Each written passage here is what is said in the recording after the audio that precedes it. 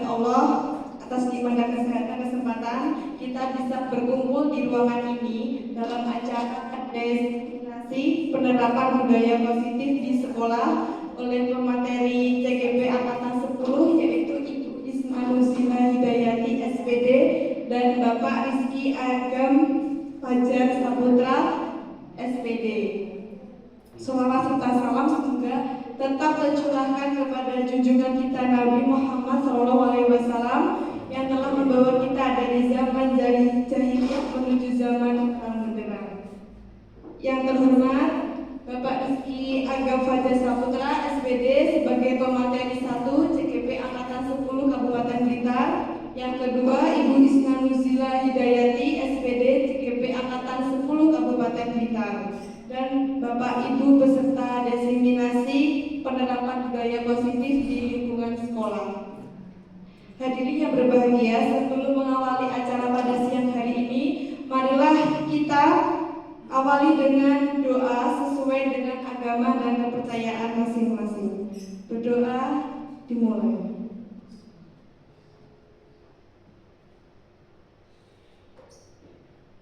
Berdoa selesai.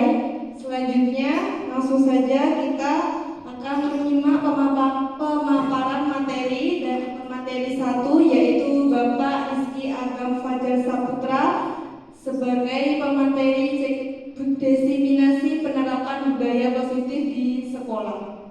Untuk Bapak Rizky Agam dipersilakan.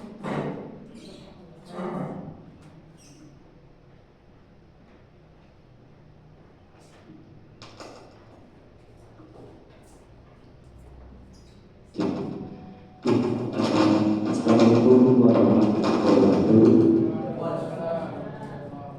Selamat siang, salam sejahtera untuk kita semua. Yang terhormat Ibu Guru UPTSD. Pertama kita menjadikan puji syukur kehadirat Allah Subhanahu wa taala karena rahmat nikmat dan hidayahnya kita masih bisa berkumpul di ruangan ini dalam keadaan sehat walafiat, tidak kurang suatu apapun. Salawat dan salam tidak lupa kepada junjungan kita Nabi Muhammad SAW yang sampai satu kilo dulu safanya di amal kiamat nanti. Baik Bapak Ibu Guru, kegiatan ini tadi sudah disampaikan banyak oleh moderator Mbak Lina berkaitan diseminasi penerapan budaya positif di sekolah. Kegiatan ini salah satu tugas saya dan Bu Isna untuk memenuhi pendidikan guru penggerak. Harus mengibarkan apa yang saya dapat berkaitan budaya positif di sekolah. Baik Bapak Ibu, untuk kegiatan kita hari ini nanti ada 8 konsep dari budaya positif. Nanti tidak saya sendiri yang memaparkan, saya berkolaborasi dengan Bu Isna. Ada 8. Nanti saya akan memaparkan 4 konsep inti. Nanti 1 sampai 4-nya saya menyampaikan, yang 5 sampai 8-nya Bu Isna. Sekali lagi saya ucapkan terima kasih kepada panjenengan semua yang sudah meluangkan waktunya untuk bisa membantu kami dalam menempuh tugas kami ini. Kami di sini tidak lebih menyampaikan seperti ini tidak lebih pandai daripada panjenengan. Hanya saja kami berkolaborasi dengan panjenengan berkaitan apa yang sudah saya dapat dari pendidikan guru penggerak. Oke, bisa. Baik Bapak Ibu, langsung saja. Yang pertama tentang pembelajaran dengan paradigma baru. Mungkin di sini Bapak Ibu sudah banyak mendengar berkaitan pembelajaran dengan paradigma baru. Pembelajaran yang dirancang berdasarkan prinsip pembelajaran berdiferensiasi sehingga para murid belajar sesuai dengan kebutuhan berdasarkan tahap perkembangan sesuai teori psikologi modern untuk mewujudkan profil belajar Pancasila. Ini kegiatan ini sudah sering kita lakukan. Kita ada program P5 yang rutin kita lakukan. Hanya saja mungkin ada beberapa sekolah yang sehingga ini perlu diibaskan, ada beberapa sekolah yang masih belum menerapkan P5 sehingga meneruskan paradigma belajar ini sehingga meluas tentang profil pelajar Pancasila.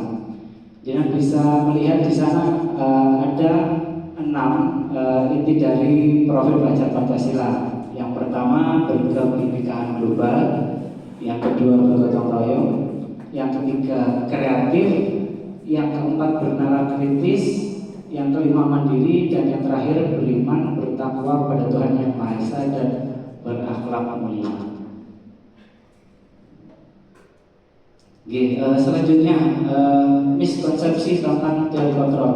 Ini yang sering kita hadapi dalam pembelajaran, yaitu miskonsepsi tentang teori kontrol. Ada 4 Bapak Ibu. Yang pertama tentang ilusi guru mengontrol murid. Ini ilusi guru tentang mengontrol murid.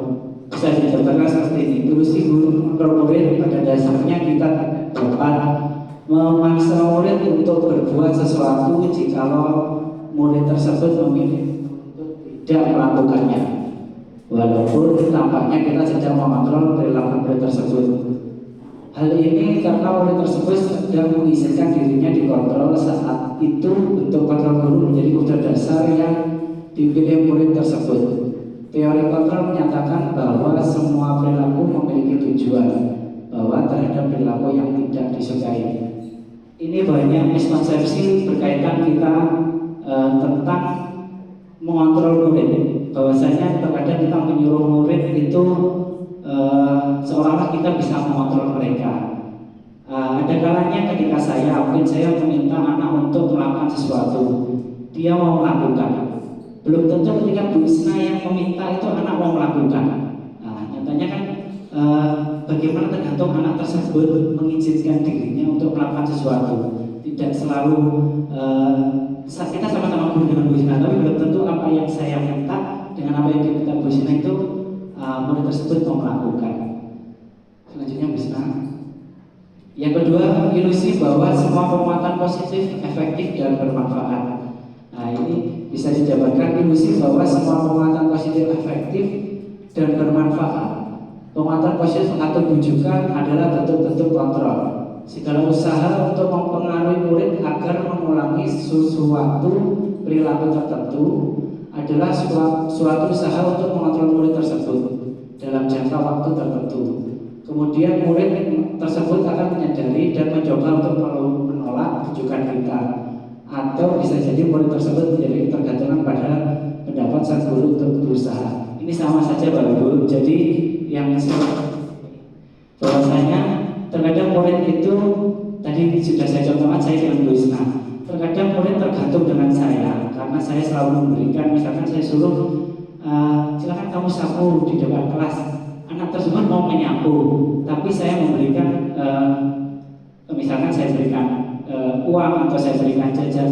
Tapi ketika Bu Isna yang menyuruh itu anak tersebut tidak mau, karena istilahnya anak mesti ngomong, mesti ngomong Bu Isna mesti tidak oleh apa-apa. Nah itu jadi tergantungan dengan kita.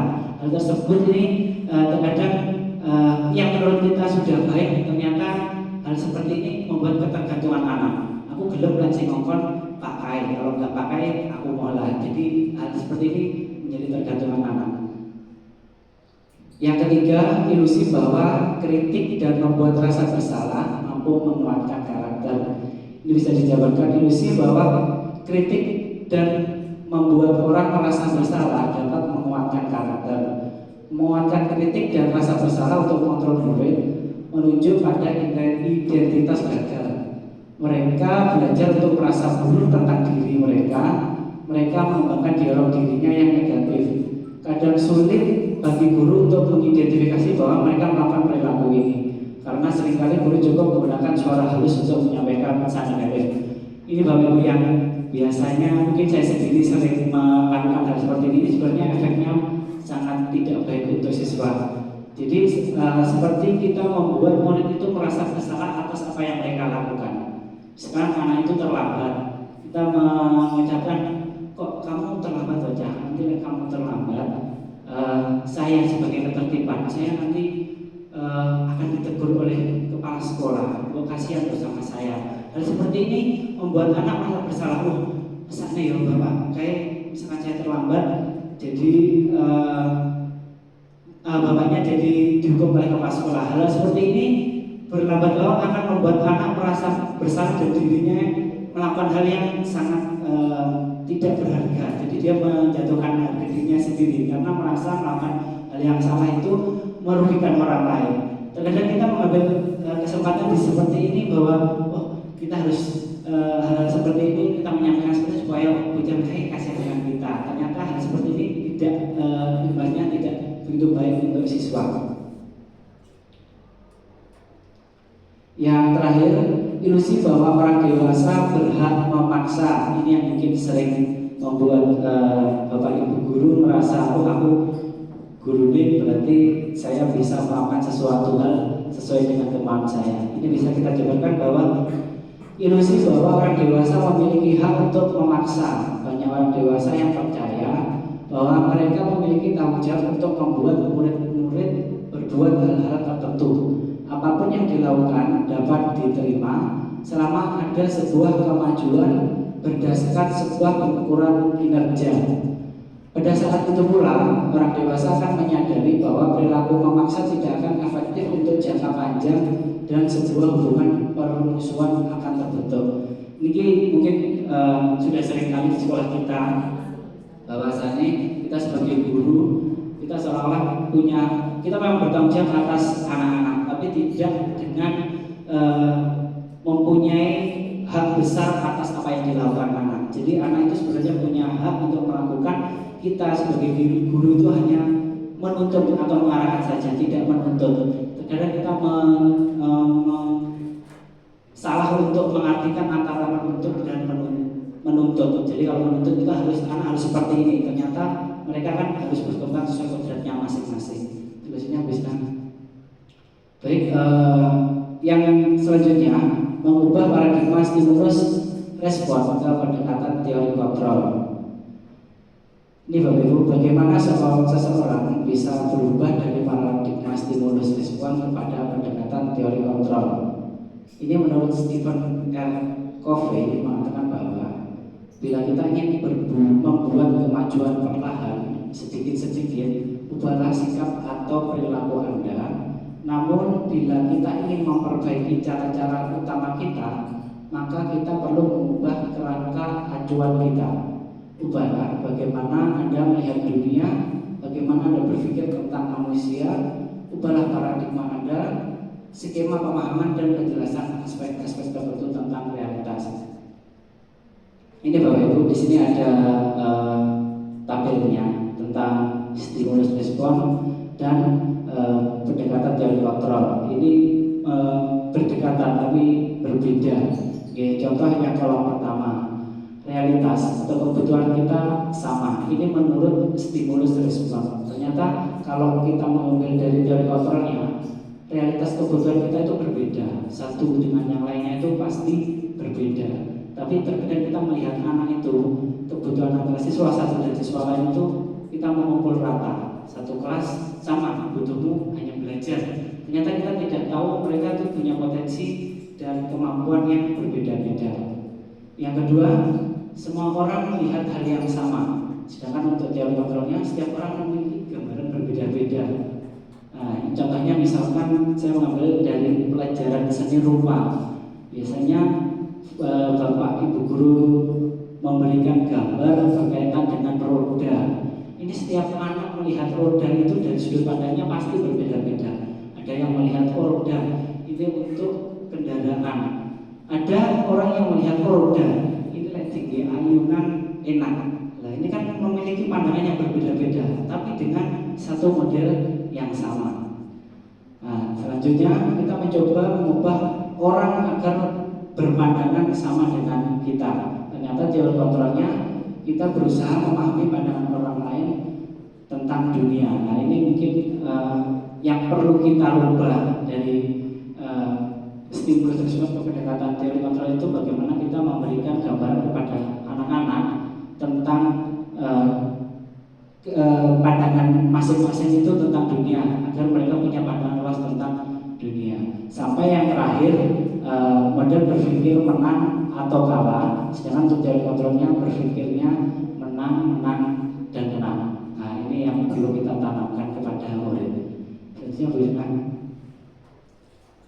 Ibu lanjut ke disiplin positif. Nah, ini disiplin positif. Kalau ada disiplin positif pasti ada disiplin negatif. Nah, kita membahas tentang disiplin positif. Di sana disiplin berasal dari kata disiplina yang artinya belajar. Disiplin mengacu pada disiplin diri yang memiliki tanggung jawab terhadap apa yang dilakukan berdasarkan nilai-nilai yang diyakini.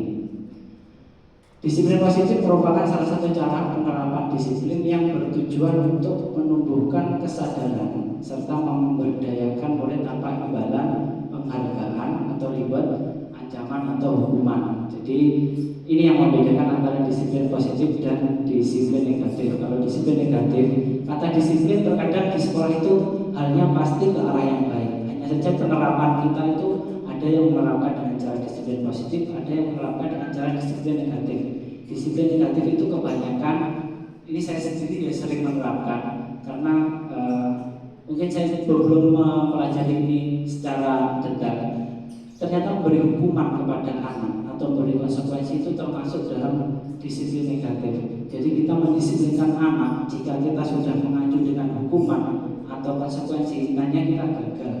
Kita gagal untuk mengarahkan anak ini supaya dia sadar akan disiplin itu tumbuh dari dirinya.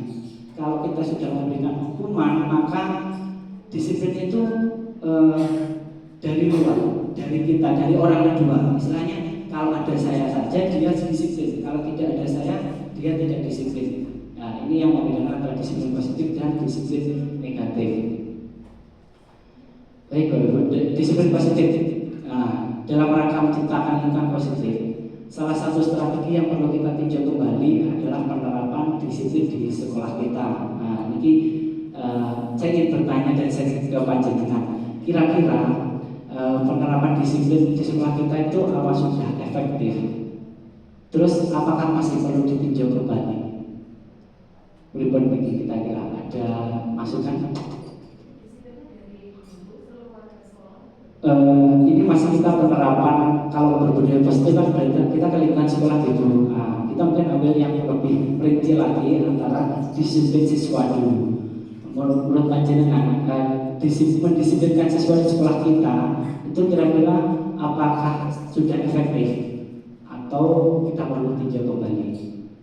Berikut, Pak Imam mungkin ini biasanya yang masuk kontak dengan anak-anak ini. Ya, terima kasih Bapak menanggapi tentang kedisiplinan anak.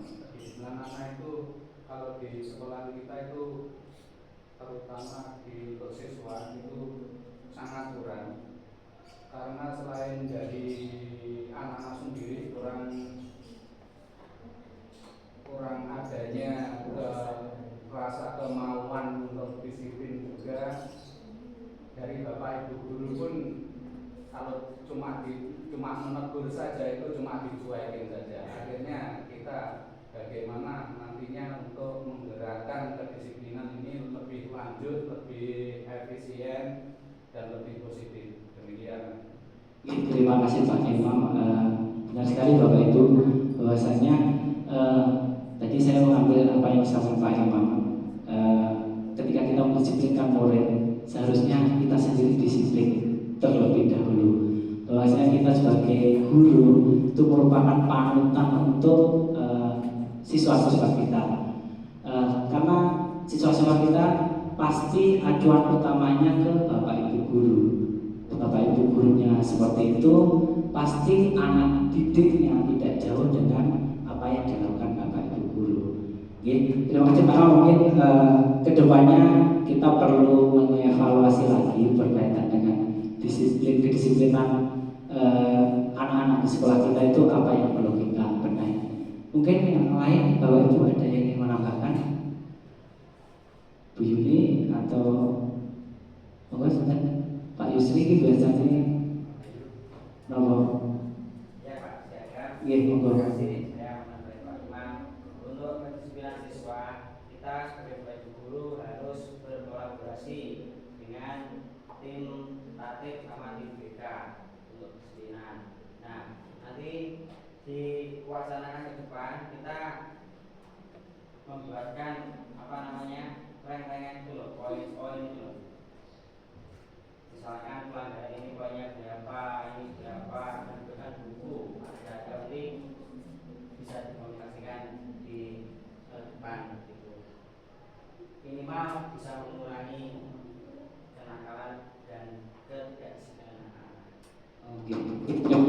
Sri sampai tahap 2 tuh baik jadi itu Menteri. Tapi kalau lihat pembahasan tadi berarti kita memberi hukuman ya Menteri.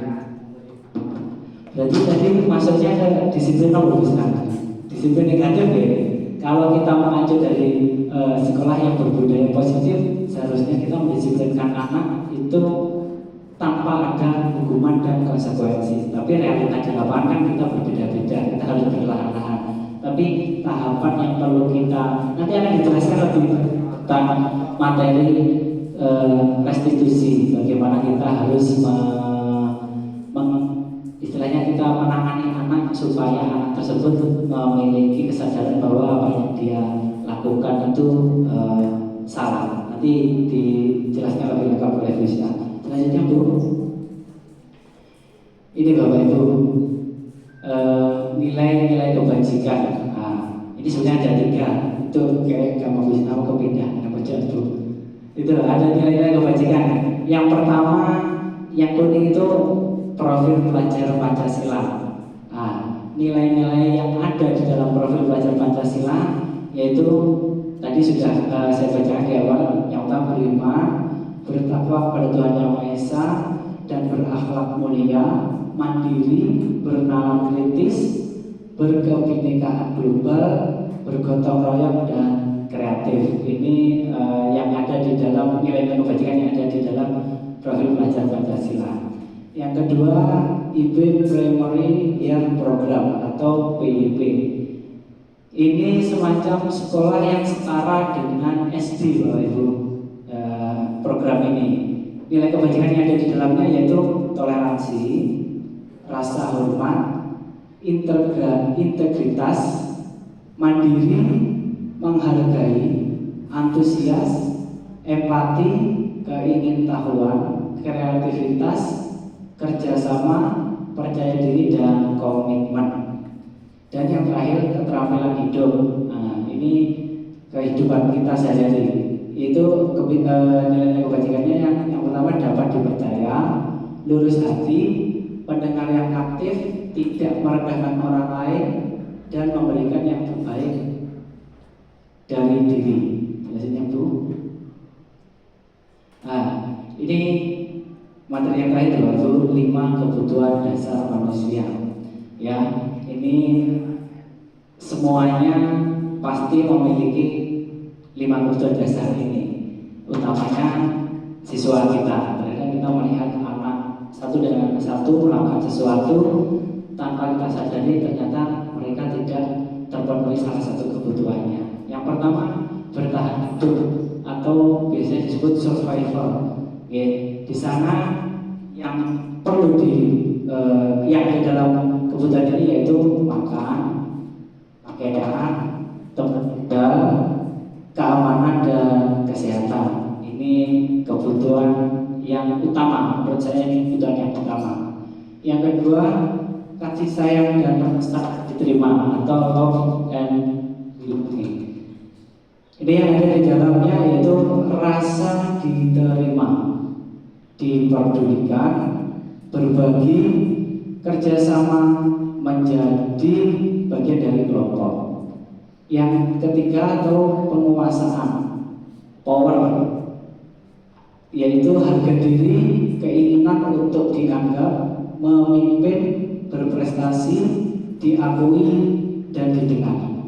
Yang keempat, kebebasan atau freedom. Ini yaitu mandiri, memiliki pilihan, mencoba hal baru, mampu mengendalikan arah dirinya. Dan yang terakhir, kesenangan atau fun, yaitu bermain, humor, antusiasme, tertawa. Nah, tanya Bu, ini saya ada kasus. Nah, ini kasus yang pertama.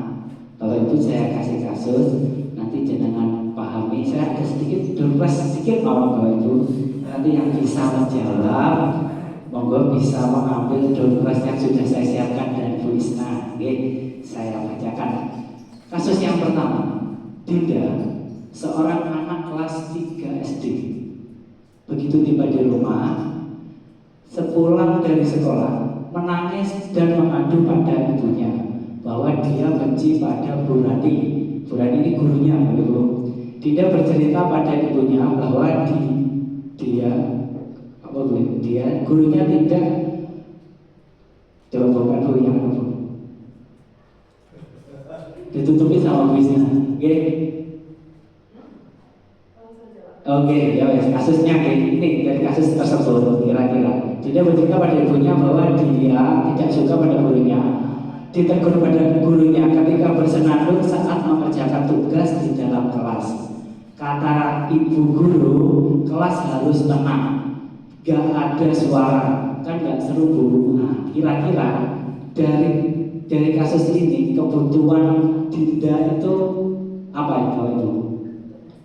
Oke, kebutuhan dasarnya apa Bapak Ibu? Monggo yang bisa menyampaikan kebutuhan dasar apa? Tadi yang pertama bertahan hidup, yang kedua kasih sayang, yang ketiga penguasaan, yang keempat kebebasan dan kesenangan. Monggo Bu Yuni, monggo ke depan kayaknya Bu, ke depan kayaknya Bu. Nanti ngambilnya di dekat Bu, kalau di sana jauh Bu, tangan panjang nanti. Monggo Bu.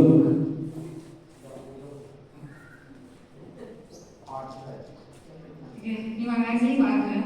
Kalau tadi saya memahami dari penjelasan Bapak Rizky Agam terkait dengan kebutuhan dasar manusia itu ada 5, dan melihat dari kasus yang ada di slide ini bahwa Dinda di sini ditegur sama gurunya dan gurunya tersebut menginginkan kelas itu adalah tenang. Padahal Dinda di sini ingin senang, bersenandung.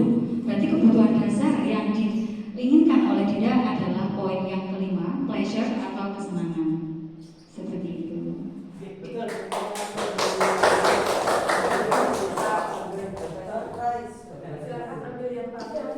Monggo, ini kebebasannya. Wes jawab boten dengan ada yang bodi. Oke, terima kasih Bu Yuni.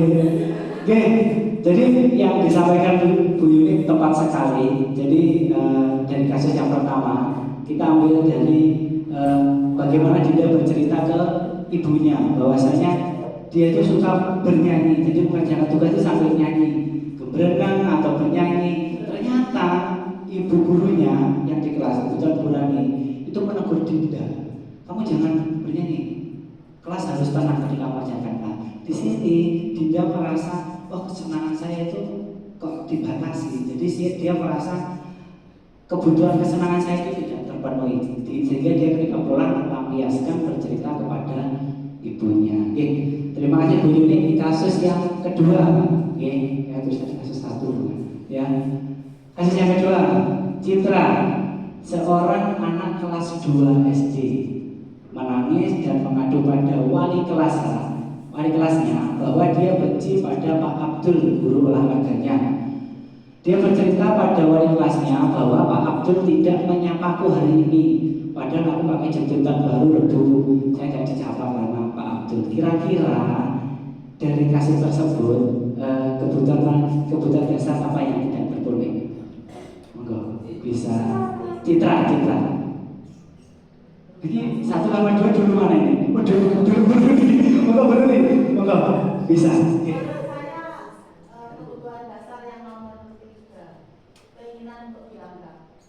Keinginan untuk dianggap, keinginan yang ketiga penguasaan Bu. Monggo Pak Resa, ini kedua kurang tepat begitu. Monggo Pak Resa. Kasih sayang dan rasa terima. Monggo silakan Pak Resa. Bisa terima Pak Resa. Oke, bisa ngambil jampresnya dulu. Kalian mau nggak Pak? Saya milih betul-betul. Dia udah ganda ngomong. Oh, dia udah ganda ngomong. Terima kasih Pak Resa. Kita kembali ke kasusnya tadi Bu. Sedikit mereview. Bahwasanya yang kita ambil garis besarnya, Citra itu hanya ingin disapa oleh Pak Abdul selaku guru olahraganya karena hanya pakai jepit baru loh. Saya itu lebih ingin dikasih, oh Citra jepitmu baru, nah hanya harus sepele seperti itu ternyata Citra itu merasa kebutuhan kasih sayangnya tidak terpenuhi. Terkadang ini yang kita sebagai guru menyampaikan hal tersebut, apalagi Citra anak kelas 2 SD, sangat-sangat perlu yang namanya kasih sayang dari seorang guru. Oke, ini kelihatannya jatah saya sudah habis. Busnya pun buatan sabar, untuk busnya selanjutnya sakit dilanjutkan. Saya akhiri dari saya. Assalamualaikum warahmatullahi wabarakatuh.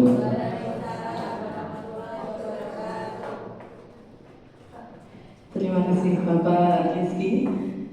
Bapak Ibu, saya ucapkan sekali lagi terima kasih karena telah membersamai kami untuk pengibasan atau diseminasi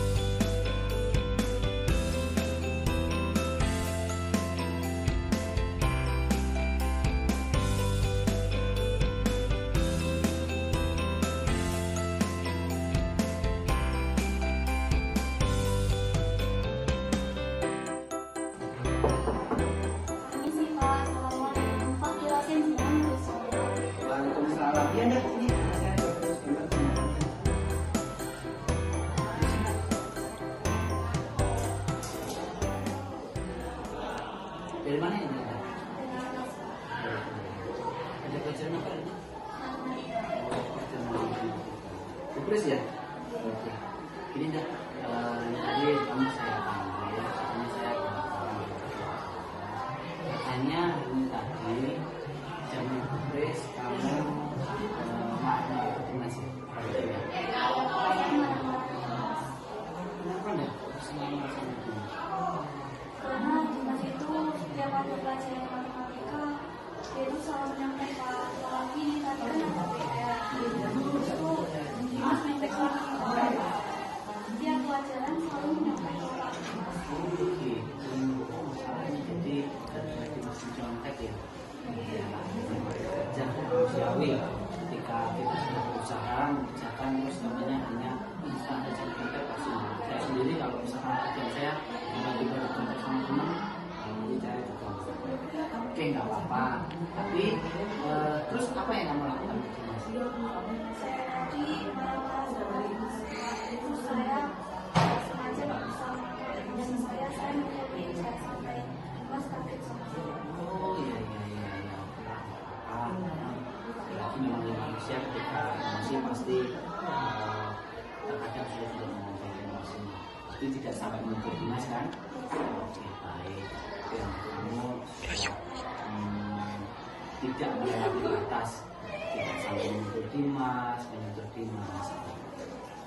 Terus kira-kira apa yang kamu lakukan itu sesuai dengan keyakinan kelas kita atau tidak?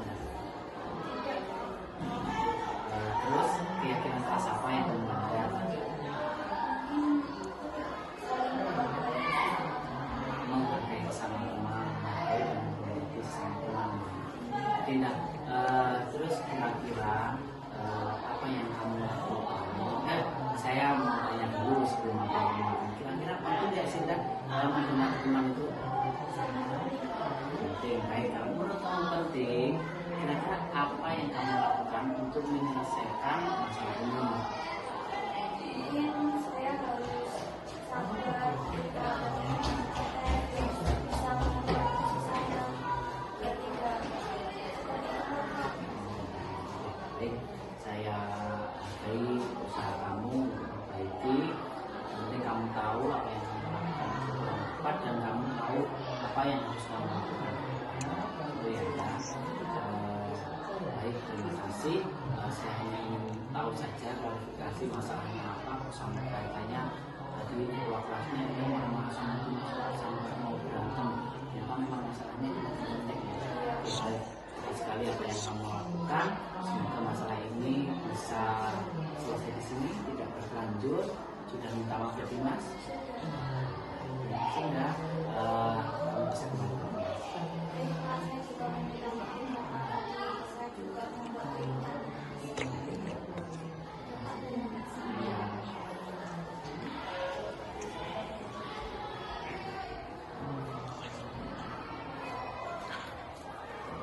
Halo semuanya, Assalamualaikum warahmatullahi wabarakatuh. Perkenalkan, nama saya Indah Susulit Jelsari. Saya dari kelas 8G.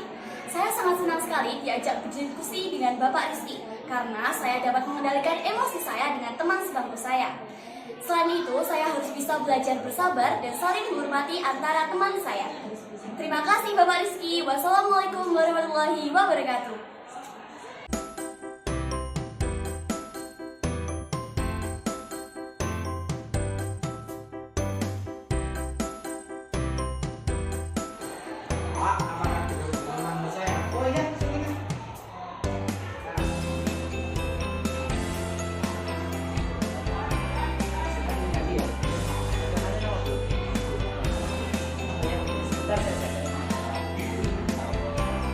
Ini kan tadi saya dapat laporan dari wali kelasmu.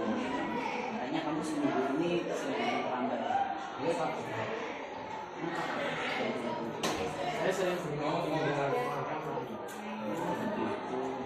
Jadi kamu malamnya sering tidur main game dulu. Iya. Jadi pagi bangunnya sudah gitu ya. Iya. Nanti setelahnya kamu. Oke. Tidak apa-apa Reka, tapi kamu melakukan seperti itu pasti punya alasan ya. Alasan saya lagi suka main game.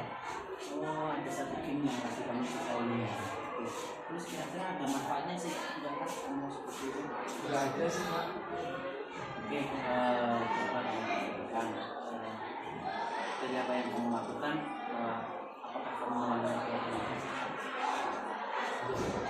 keyakinan rasa apa yang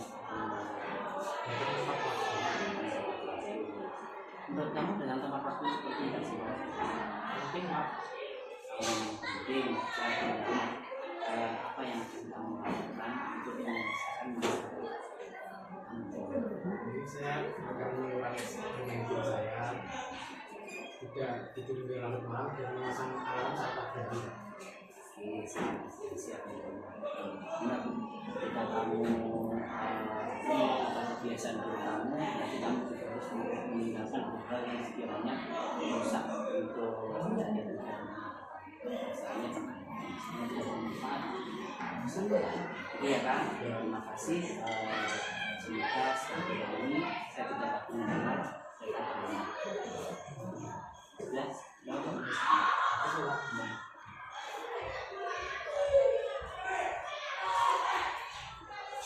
Karena nama saya Rika Bantara, saya di kelas Gamudi. Saya hari ini sangat senang bisa berdiskusi kepada Rizky karena saya banyak mendapatkan solusi. Saya sering bermain game hingga larut malam. Setelah saya berdiskusi kepada Rizky, saya mendapatkan banyak solusi hingga saya dapat mengurangi bermain game saya. Terima kasih Pak Rizky. Selamat